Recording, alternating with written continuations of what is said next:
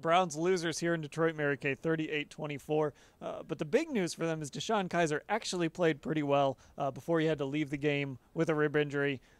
He did come back, showed a little toughness. This was kind of everything you wanted to see from Deshaun Kaiser today. Yeah, you know what? He actually had them ahead 24-17 in the third quarter. And that's really saying something about being able to come up here into Ford Field where these guys have been on a little bit of a roll. Matt Stafford's been playing well. He's had it going on. He threw for 784 yards in the 2 games coming into this one. So to be able to go toe-to-toe with those guys until he suffered the rib injury, I thought it was pretty remarkable. Yeah, the game was tied, I believe, when he actually left the game. So they were still in it. They still had a chance. And it was loud. They have an open press box here. We're kind of in the crowd. We can hear how loud it is. And it was very loud today. And this is a guy who played at Notre Dame. He's dealt with some loud crowds, and he certainly showed he can deal with it today.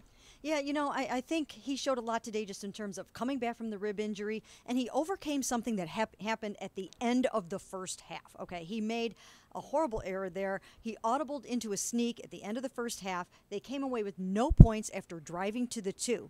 But he came back out in the second half and engineered back-to-back scoring drives, touchdown drives, on 80 and 85-yard drives to get them ahead 24-17. Yeah, that end of the first half sequence was pretty disastrous. And really in the past, like 2 weeks ago or 3 weeks ago, this team might have folded in that situation, but they didn't. They put together 2 very good drives built off their run game. That really seemed to help Deshaun Kaiser. It really did, and I think it bodes well for the future for him. Now, X-rays were negative on the ribs, so he should be able to start against the Jaguars next week. Going to have to wear a flak jacket, but help is on the way for him. You know, he's not getting much help from his receivers. Corey Coleman will come back.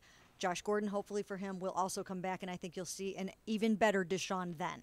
Yeah, Coleman was out there working before the game, but we saw in that deep ball, Ricardo Lewis had a little bit of had a drop, was unable to come up with it. Just little things like that. David Njoku struggled today, catching the ball, blocking, and kind of all elements of the game. Now, defensively, that was the real problem. They give up 38 points, and a few of those defensive guys in the locker room were not happy that they were the ones that let the team down today. Yeah, and it was 3 straight touchdown passes by Matt Stafford in the second half.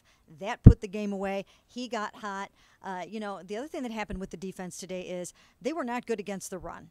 They were, especially in the first half. They gave up 89 yards in the first half, 8.9 yards per carry or something like that, after coming into the game number 1 with only 2.9 yards per carry. So they got gashed in the run game, too.